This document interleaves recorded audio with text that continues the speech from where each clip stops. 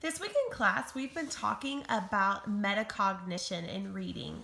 And metacognition is just a big word that means that we're thinking while we're reading. And we've talked about how the author writes words in the stories, but good readers are thinking about those words in order to make connections and completely understand what the author is trying to say. And that's part of how a child learns to comprehend their reading. And that's one of the things that we really need to work on in kindergarten. As we learn to read, we need to already develop that thinking part of reading, because when we read the books in the page and we're thinking about our reading at the same time, that is what creates real reading and real readers. And so we've talked about how good readers think about their reading before they read. And they do that by looking at the pictures, looking at the illustrations, and making predictions about what they think might happen in the story. So when we're looking at this illustration or this front cover of the book, we're noticing that we have one really big apple, and we know it's big because we see other apples next to it that are small. We see it's bigger than these mice. And we know that the title of the book is called The Biggest Apple Ever. So we're making the prediction based on this illustration and the title of the book that the book is going to be about a really big apple. And it's probably going to be about how mice, because that's who's on the front cover, find this really big apple. So that is good readers thinking about their reading before they read the book. Looking through the illustrations is a way to do that. Good readers think during their reading. And as parents, one of the things that I want you to do is I want you to model that for your children. When you're reading a book to your children, stop and take the time to explain what vocabulary means to them if you think they probably don't know that word or don't regularly hear or use that word, a word in the book. Explain that to them and what it means. If you are thinking about a time that something it reminds you of, share that with them. Stop the reading for a second and share that thinking with them and model what thinking while you're reading looks like. I also want you to take the time when your child is reading to you to think about places in their story where you can stop them and ask them and help create thinking like with them, where they're sharing what they think, and you can remind them of ways that they could be thinking about the book that they're reading to you. Adding that into your reading time at home is going to help them become better readers because they're going to start understanding their text in a deeper way. The last way that we talked about how good readers are thinking about their reading is by thinking about their reading after they read. And so to go back through the book and reflect on what happened in the story so that you can think about what happened at the beginning, the middle, and the end, and make a connection to what the story reminds you of. So today I'm going to read this book to you, The Biggest Apple Ever, and I'm going to model some thinking that I might have while I'm reading this story so that you can give some ideas of how you can support your child at home with thinking about their reading. The Biggest Apple Ever by Stephen Kroll, illustrated by Jenny Bassett. Once, there were two mice who fell in love with the same apple pie. But you had to be there to see how it happened. I'm looking at this illustration and I'm seeing these thinking bubbles right here. And I know that these two mice are thinking about the apple pie that they fell in love with. On opening day at Mouseville School, the principal, Mr. Mauser, made an announcement.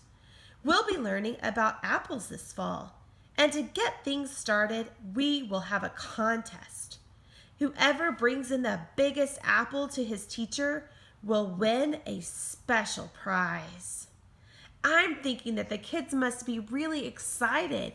I see a kid jumping up and down, and I see smiling faces on the kids. And so I'm thinking they're really excited about the idea of winning a prize. The judging will take place on Friday. Good luck to everyone. I have an apple tree in my backyard, said Penelope. I bet it has really big apples. There's an apple tree across from my house, said James. I'm going to climb it as soon as I get home.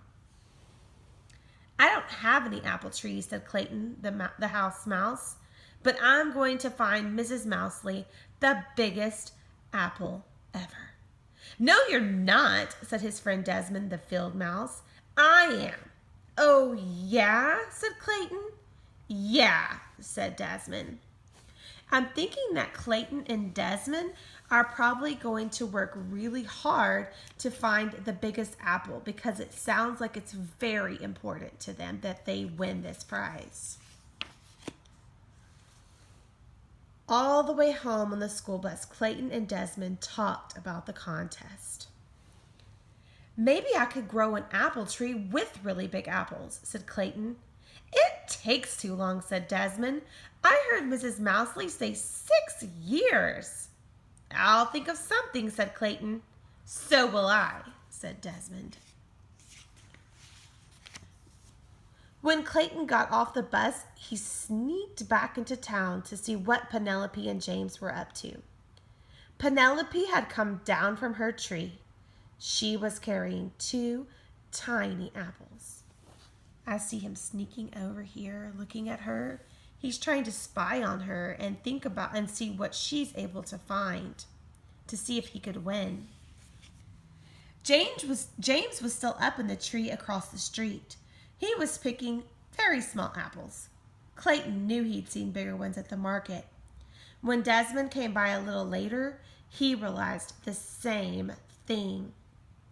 So the story tells us about Clayton sneaking back into town, and it shows us a picture in the illustration about Clayton sneaking around to spy on Penelope and James. The author also wrote in here when Desmond came by a little later. So I'm thinking that Desmond and Clayton are both trying to sneak around and decide how big the apples are that the other kids are getting and how big their apples need to be so that they can win the contest. The next day at school, Penelope and James brought in their tiny apples. No one else had brought in anything. Miss Mousley cleared her throat. Class, we have a lot of work to start the year, but because we're learning about apples and having an apple contest, we will go to Barnaby's orchard this afternoon. Everyone got very excited. I'm thinking about this word orchard. And I'm wondering what an orchard is. I know that the story is about apples, and so I'm thinking that an orchard must have to do with apples. I'm interested to read and find out in the story if I can get more information about what the word orchard means. I'm going to find the winning apple, said Clayton. I'm going to find the winning apple, said Desmond. At the orchard, I'm going to stop and think for a second because I know that in this illustration, they're at the orchard. And the sign on the illustration says Barnaby's Orchard. So if they're at Barnaby's Orchard, I see that it's a place where there's a lot of apple trees. So an orchard is a place where they grow apple trees. So I'm going to go back and I'm going to reread again. At the orchard, Miss Mousley pointed out the different kinds of apples. Then everyone disappeared into the trees looking for a winner. Clayton walked down one row, craning his neck. That means looking up really high in the sky. Desmond walked down another row, craning his neck. Then Clayton saw what he thought was a really big apple. It was a little too high to reach, but he stretched for it. At that moment, Desmond saw the very same apple on the very same branch. He stretched for it too. They bumped heads and fell down. I think we should bring this apple in together, said Clayton. No one said we couldn't, said Desmond. I'm thinking that's a really neat idea that Desmond and Clayton have decided to work together as a team instead of arguing over who's going to be the winner. But when they got back to the bus, James had an apple that was even bigger. The apple was so big, he could hardly carry it. I'm looking at the picture, at the illustration, and I'm thinking this must be James because the apple that mouse is carrying is really big. It looks hard for him to carry. And so I'm thinking that apple is bigger than the one Clayton and Desmond found. Clayton and Desmond looked at each other. What would they do now? That night at dinner, Clayton explained the problem to his dad. Said Dad. Apples don't come in too many sizes. Do you think you'll find a bigger one? I don't know, said Clayton. Then maybe James will win the prize this time. And it's okay if he does. So I'm thinking it's Dad is saying for Clayton to not worry about not winning the prize, that we can't always be the winner. Over at Desmond's house, Uncle Vernon said exactly the same thing. But Clayton and Desmond were still determined. The next afternoon, they met at Barnaby's orchard. They picked 2 baskets of apples, but nothing they found was bigger than the apple James had picked. You know, Clayton said, I think Dad was right. This time, James gets to win. But we've got all these apples. Why don't we make a big apple pie? Desmond laughed. Great! Let's bake the biggest apple pie ever, and we'll make it for our class. Clayton nodded, and I think I know where we'll find a pie pan that's big enough. I'm wondering where they're going to find a pie pan that size. That looks really big. The following afternoon, Desmond arrived at Clayton's house with Uncle Vernon. Everything's packed up and ready, Clayton said. It's all in Dad's truck. But where are we going? Desmond asked. You'll find out in a minute, said Clayton. There's the truck all packed up. Look at all those apples. Clayton and Desmond are going, and the Dad and Uncle Vernon are going too. I'm wondering where they're going to go to make this big apple pie. Dad drove with Clayton and Desmond beside him in the front seat. Uncle Vernon stayed in back with the apples and other ingredients for the giant pie. As they came around the corner, Desmond gasped. That means he said really surprised and loudly, Tony's Pizza! Of course, said Clayton. What could be better than a giant pizza pan? Mr. Tony greeted them at the door. Welcome, welcome. We are ready to begin. And so they got to work, making the dough for the crust, kneading it, rolling it out half into a big circle, and spreading it over the deep dish pan. Then everyone peeled and sliced the apples, mixed together the sugar and spices, and spread the rest of the dough on top. Wow, said Clayton and Desmond when they were finished. Wow, wow, wow. An hour, said Mr. Tony. Give me an hour. The giant pan fit just into this huge oven. Look at that big pan filled with apple pie. I'm thinking that Clayton and Desmond must be looking forward to sharing that apple pie with their friends. And I'm thinking that they have decided they are okay with not winning the contest. The next day was Friday. Who would have the largest apple? James, of course. And Mr. Mouser handed him the prize, a cheddar cheese apple. For his prize, he got an apple, a piece of cheese made to look like an apple. Miss Mousley looked surprised. Clayton? Desmond? Nothing from you? Miss Mousley knew that Clayton and Desmond were working hard.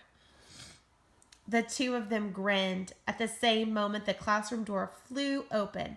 In came Clayton's dad and Uncle Vernon, and Mr. Tony carrying the giant pie by themselves. Look at how big that pie is. The three mice can hardly carry it by themselves. How wonderful, said Miss Mousley. That's the biggest apple pie ever. We made it for the whole class, said Clayton. All of us together, said Desmond. They shared a high five, and everyone in the class had a very big slice. I'm thinking that this is a wonderful story about how Clayton and Desmond decided to be friends and to work together instead of arguing with each other and trying to fight to be the winner. And it also reminds me of when I go to the grocery store and I go to buy apples for my lunches, and I look for big, juicy apples to eat in my lunch. So as a good reader, we are going to think about our reading. And at home, when you read with your child, I want you to model that for your child, which means I want you to stop and show them things that you're thinking, like I just did in the story. And when your child's reading to you, give them a chance to share their reading with you and ask them questions to help them think through the stories that they are reading to help them grow as readers.